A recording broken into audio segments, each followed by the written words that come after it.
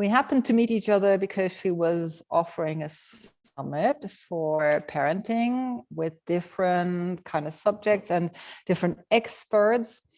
And I got intrigued, Alexandra, because I think there's a whole story behind why you have become a parent consultant. Can you let us in a little bit into your story and we take it from there? Sure.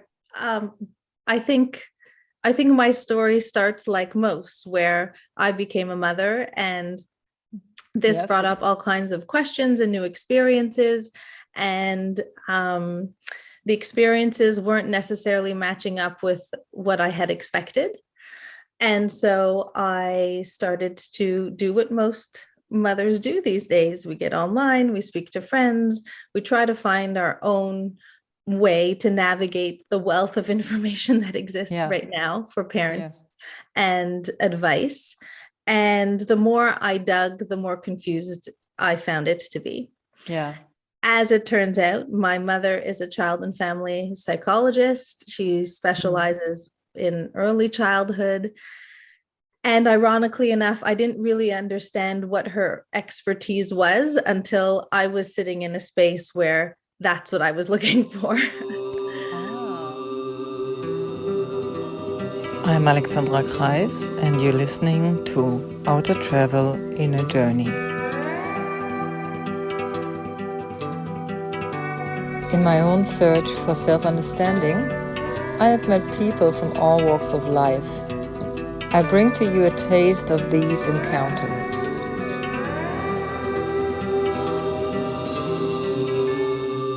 Welcome to Outer Travel in a Journey. Today on my show, I am here with Alexandra, like myself, Alexandra, but it's Alexandra Scherzer.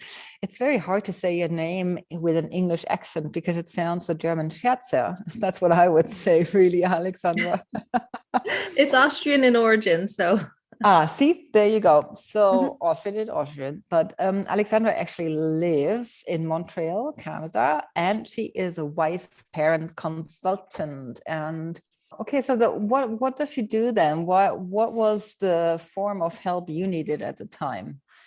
I was just looking for some, I felt at the time, easy answers, and I couldn't find them, in the sense that I would find one easy answer and then quickly was contradicted with another easy answer. So it wasn't clear which path to take.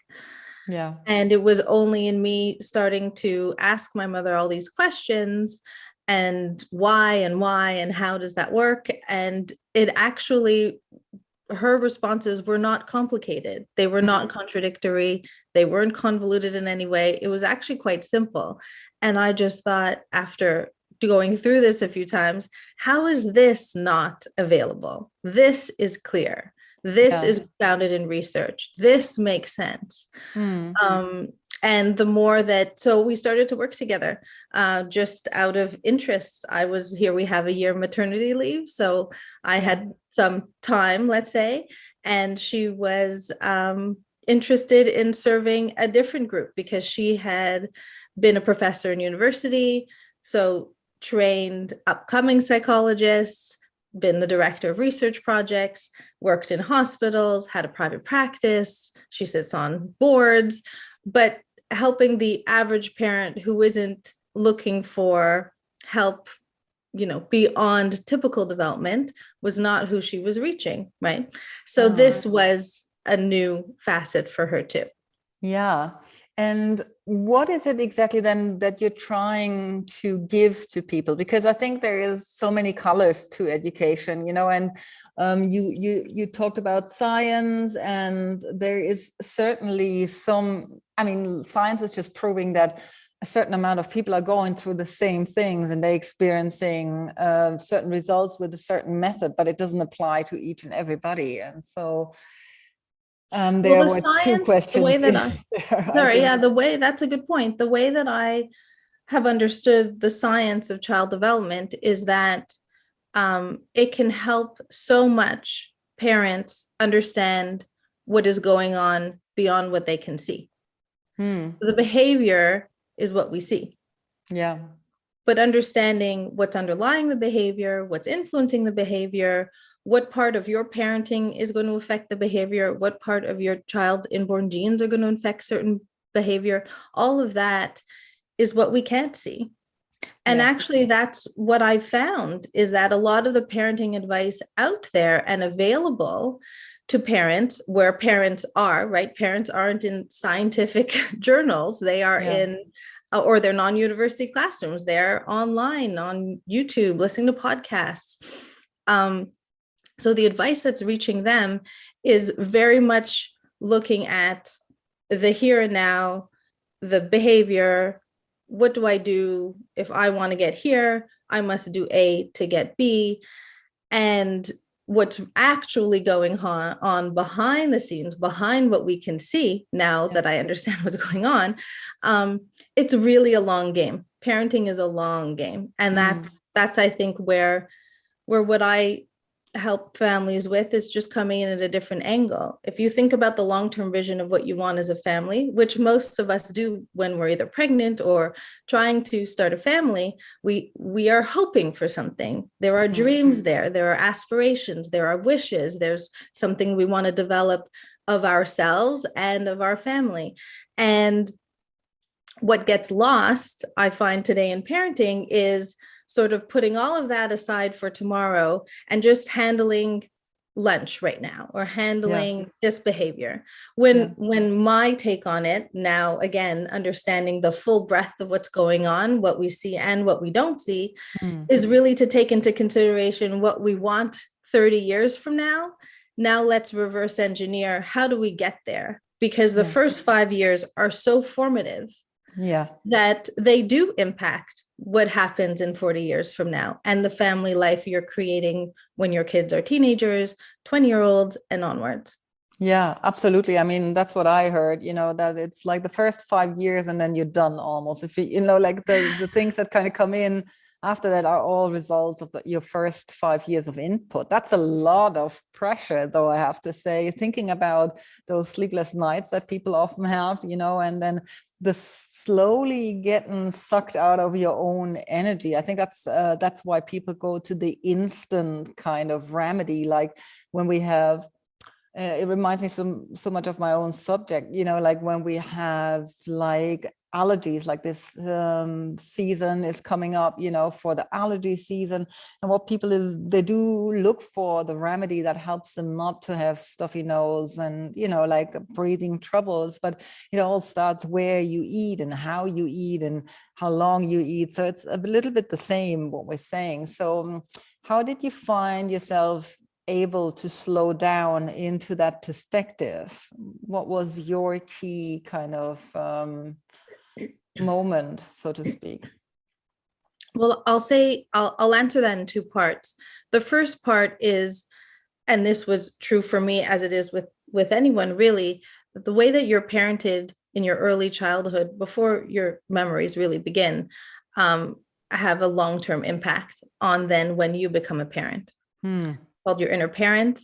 We hear a lot about inner child, but your inner parent is sort of your gut response when something happens, your gut emotion when something happens. As a parent, the way that you're driven to automatically respond is very in line with how you were responded to when you were so young. So I'll say within that context is that I had my mother as my mother. My father's a neuropsychologist. They didn't have anything beyond regular stresses in life. They were older parents, relatively speaking. And so their careers were established, their life and routine was established. And we see this across the board generally with older parents compared to younger parents. The stresses are different and lesser overall. So I was raised in this family or with these parents where there was a lot of time, and such that their knowledge and their environment and what they had created in their home was creating an environment for me where when I became a parent, my inner parent was not necessarily going against the grain. So lots of parents right now, what they experience is that they might be reading what they should be doing, and it's going against their inner parent, which is that in itself is a huge challenge and a lot to overcome. Yeah. So why I'm saying all of this is that I didn't have to overcome this. So you're asking, how was I able to calm down? Well, I had the benefit of starting out with an inner parent, let's phrase it that way, Yeah. that was not being challenged at every turn with me being a mother and having a baby. So that's the first part of the answer.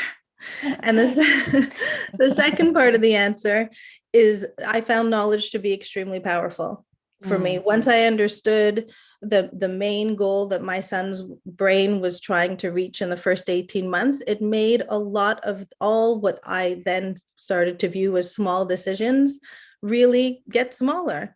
Our main focus was one thing, and almost anything that we came up against could be put in this framework of what are we doing for that one thing, and everything else is secondary. And when you have that type of focus, it just, like with anything, right? It just all of the noise starts to settle down. And can you give us a more specific example? Sure. I can speak to the first 18 months. The main goal of the brain during that time is to establish trust with primary caregivers. And the way that you establish trust as a primary caregiver is to understand your child's inborn characteristics and what that means in terms of their behavior, because they're actually expressing emotions through their behavior. We see their behavior, they're crying, they're fussy. This actually stems from emotions that they're feeling, and this is just how they express it. So understanding that piece of the pie is actually really valuable, because what many parents start to feel as the beginnings of negative emotions within themselves, because it's frustrating, and why doesn't he calm down, and I've been rocking him and it's not enough, and this can really mount in a parent's world and perspective of their experience at the moment. It just doesn't, when you understand what's actually going on. So if you understand why your child's behaving a certain way, and then you understand that responding to them in the way that they're expressing it. So there's a lot of right now, do this to set up your child on a schedule, whether it's sleeping or feeding or napping, all of this. It may line up with what your child's needing, your baby is expressing as a need. It may not be. And if it isn't, you're putting yourself in a much more difficult position, as opposed to following your child's lead, your baby's lead. Sometimes that is something that you expected. Sometimes it isn't. My son as a baby, he was very inconsistent with how he fed. I felt like I was constantly either finishing a feed, starting a feed. And this wasn't just in the very newborn stage. This was like, I felt like the whole year. But once I understood that this is actually driven by inborn genes, that it's not me creating this, he arrived this way, and me being able to be flexible enough to meet his emotional needs, essentially, in the way that he's expressing them, is helping him to establish trust in me. And that has a lifelong consequence. So once you know that that's the focus, then everything else seems quite secondary, right? So if we're out on the go and somebody makes a comment of like, oh, you cater to him too much, you shouldn't always offer him milk. It's easier to say thank you for your opinion and to stick with what you're doing, because you know what's actually going on behind those closed doors, as I had said originally.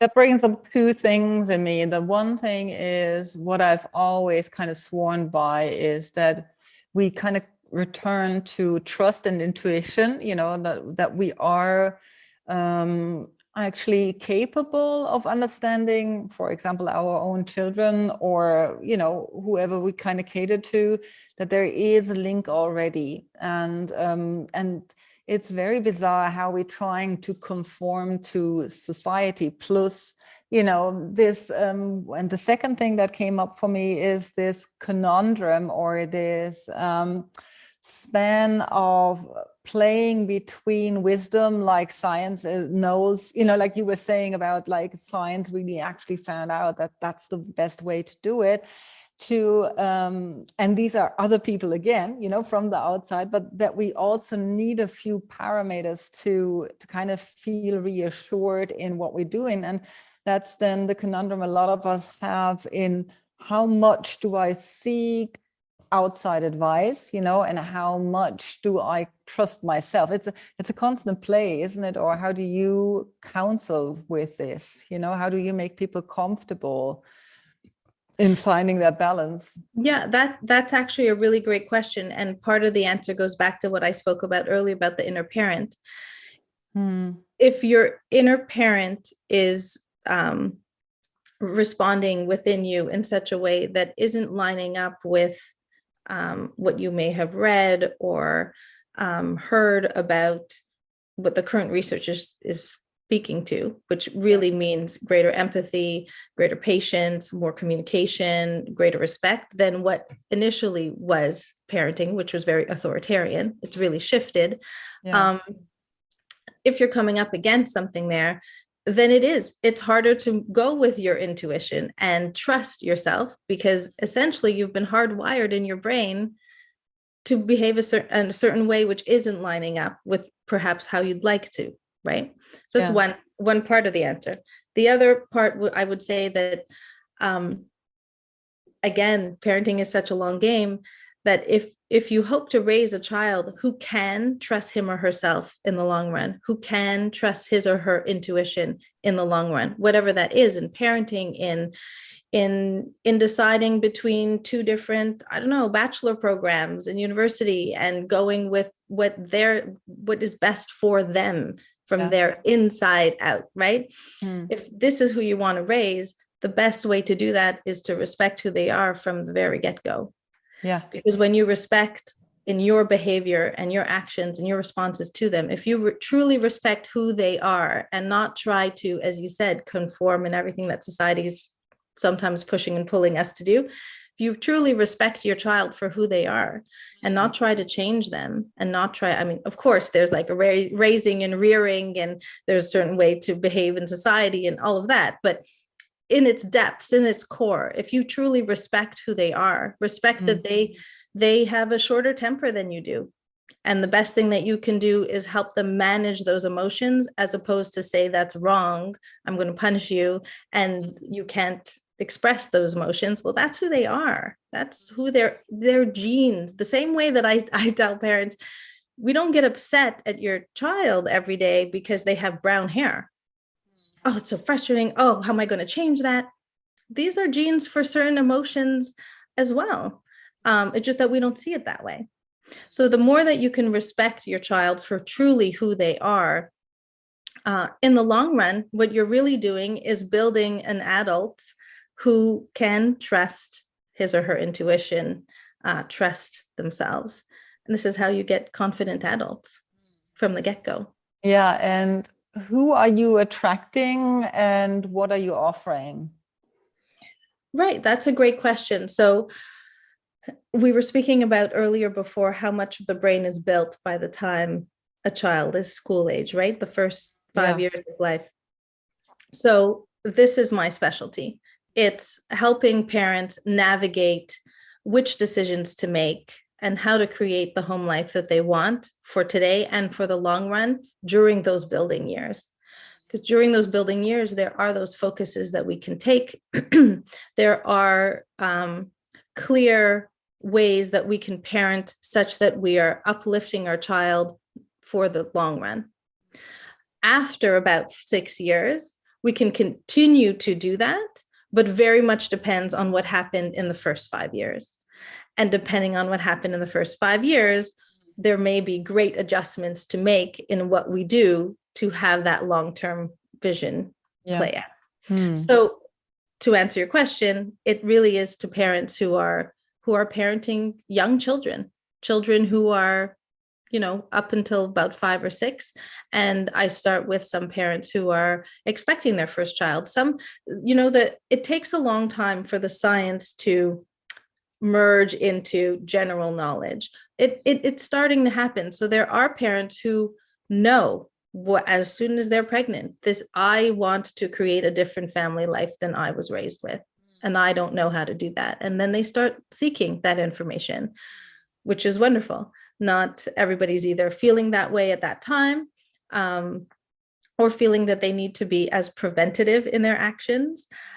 They feel they probably can trust themselves. And so they find me later on when they come up with some challenges. Yeah, and do you do like one-on-ones, or is it like more group, or is it videotapes you can learn from? What is it exactly, how you can help people? Yeah, so at first I started just with one-on-one. This was at the time because it was fairly new to me. I mean, my son is 6 now, so I've started this journey 6 years ago. Okay. And at first, it was the way that I felt I could best serve parents to help them one-on-one. I continue to offer that service, but now I have also started to offer group coaching. I call it pod coaching. And I actually find that parents, with a few exceptions, would find greater success in the pod coaching because I can coach somebody one-on-one. So I can do some training. That's why I call it consulting, because there's a lot of training and explaining as well with let's see how that meshes with your life, your child, who you are, right? But in the pod coaching, you are moving along your journey alongside others who are doing their journey. And there's so much to be learned in hearing an in-depth explanation or in-depth experience from somebody to your left or to your right, even though we do this over Zoom, and give you some new ideas and give you a different perspective. Because often, and we see this in so many other places in life, if somebody else can do it, maybe I can too. I felt exactly like you, and then that person can share what they did with step 1, step 2. And so the pod coaching has sort of grown as a result of the success that's come out of the parents going through that. Yeah, and it's again science. It's scientifically proven that we learn much faster if we have more people around us. This whole individual kind of individuality. You have to listen to my problems. I think it's very modern in a sense, even. Separating us from who we truly not are, and we are like a network of beings. I think it shows in so many ways that when you get isolated, that everything drops in emotions, how long you can live, and all these things are happening, and still we're trying to pretend we are individuals with individual problems. And so I can see why you get better successes. It's also why, for example, in Indian mythology, a lot of storytelling works, because it's in the stories that we recognize ourselves, and we can turn the story a little bit so it kind of fits our shoes, and I totally hear what you're saying. And sometimes, we need a little bit more attention than just in a group, but that doesn't mean we need that all the time, but it's really come down to that, right? Yeah. Right, exactly. And even the way that I'm phrasing it now, it might sound like, oh, well, you have to have these breakthroughs between every session. That's not the case. Sometimes you're just uplifted, or you have a different shift in your perspective or your mindset, just having listened to others, right? And their experiences and their questions that week. And sometimes you might have had this experience listening to even a podcast or a book, or you listen to it one time, you get certain information, pleasure out of it, learning. You listen to a second time, you hear things you never heard the first time. You listen to a third time, so there's a lot to be said about having a different perspective, coming into something, listening to something, leaving a group like this, and how that changes you for that week. So even just in that respect, as you said, we're somewhat all connected. It's very true. Yeah. And it's I've recently done these shows with my husband on relationships, and while we were doing that, we also kind of dabble in methods from psychology, like you do now. You use the psychology background of your mother to strengthen what you've learned on your own path, and so do we. And it's funny because one of the people that I'm following, that's Stan Taken or Talking, Takin. He says we sometimes have the sense of that we need to know, like we need to know how things work, and we don't. That's why we're on the internet these days. I mean, in the olden days, the network was stronger, the community was different, and I find it so interesting how we're trying to be less and less vulnerable in, how we kind of walk through the world. And listening to you, I think you offer this crutch of, stepping out of that zone where you feel lonely and you think you need to be capable, but feel incapable. And I really appreciate that you go out there in the world to do that. So with that having said, what is like one of your bigger goals? What's your wish? If the stars were the limit only, like what is it that you would be wishing for at this point, having gone through 6 years of your own learning curve? That's a really good question. I don't know if this is exactly what you're asking, but this is what came to mind as you were asking it to me. Okay. Is that now that I understand and see it play out, the long game that parenting is, my real wish is that we are able to collectively raise a greater percentage of children who are able to trust themselves, are confident, know who they are emotionally balanced, can self-regulate, communicate well, have social skills that are as a whole to them and to everybody that they come into contact with, rise up and bring a society to a much nicer level where there's interactions are different.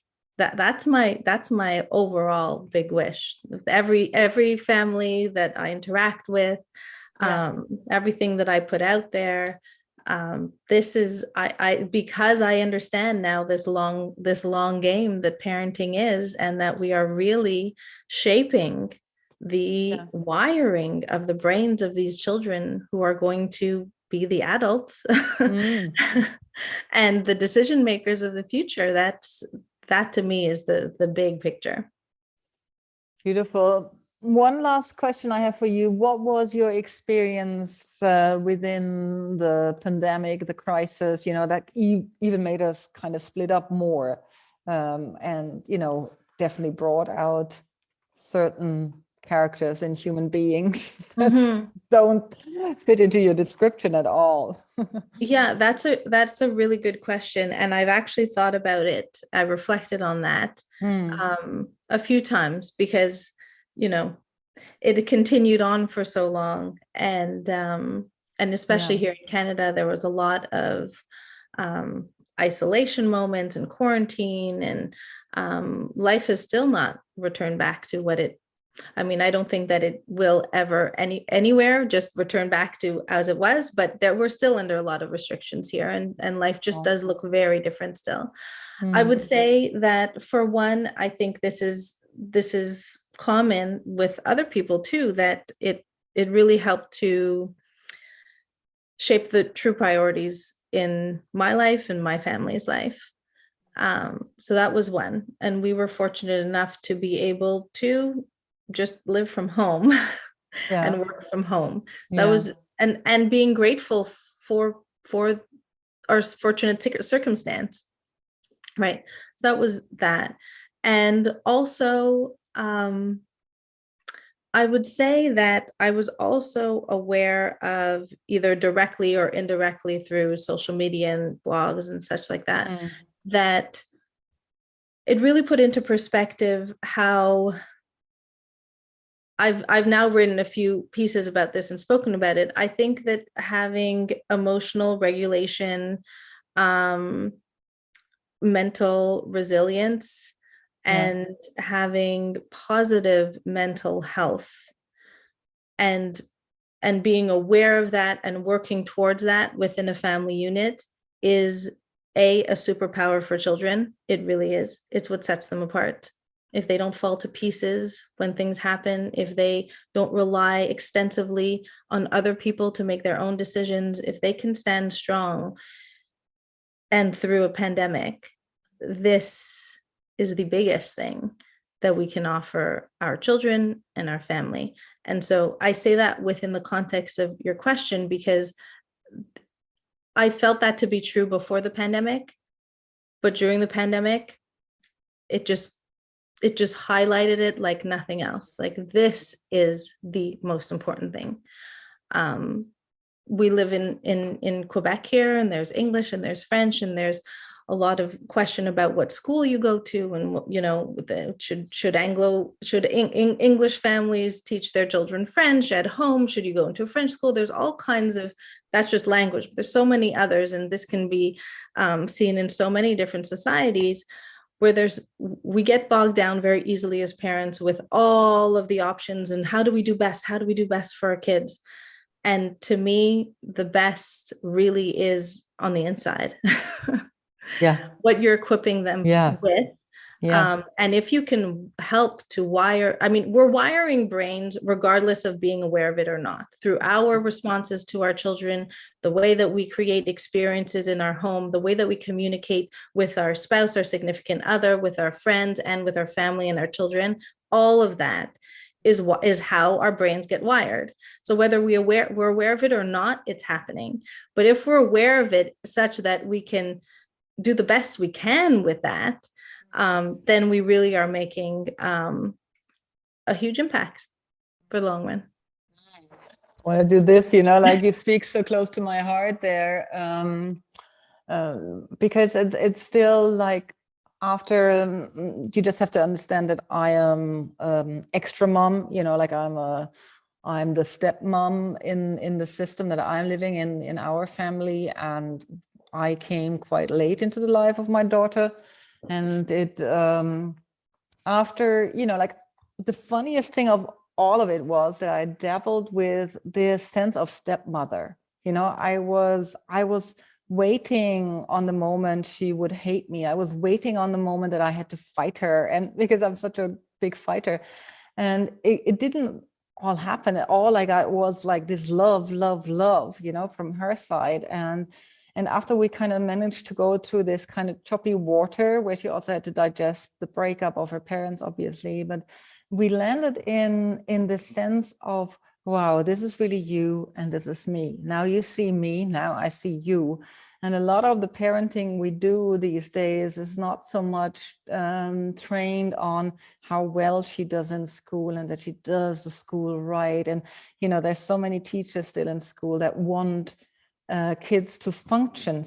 So, and I understand the pressure, you know, in the balance and all that. It's not against teachers. My husband even is a teacher himself, but still we're deciding on creating and supporting a human being to become very strong in herself and in her life skills, you know, and that's why what you said touched me so strongly, because I also, you talk about children from age 1 to 5 or born to 5, you know, and I'm saying, even though I know that is significant, I noticed that the switch in how we parented this girl now together really has an impact now, you know, and it wasn't too late, despite science, you know, it was like she was ready to take that on and to express herself. So just to give people also an insight on what also can happen if you feel you want to see your child for who she or he is, then do, please, you know, and don't get stuck on the age level. Just kind of start trusting into who is in front of you, and then support them in what they need, not what you think is right. I'll say that I'm sorry if I led what I said for some to believe that it's only important 0 to 5. It isn't. That's the building time. Yeah. After, whatever you built has to be maintained. So you're not set for life at 5, nor is it not worth you returning and and making efforts later on. I mean, I always say, like, better at 6 months than at 6 years old, better at 6 than at 26, and better at 26 than at 66. But it is always valuable to try. And it sounds like you and your husband were very clear about your intention of what you wanted.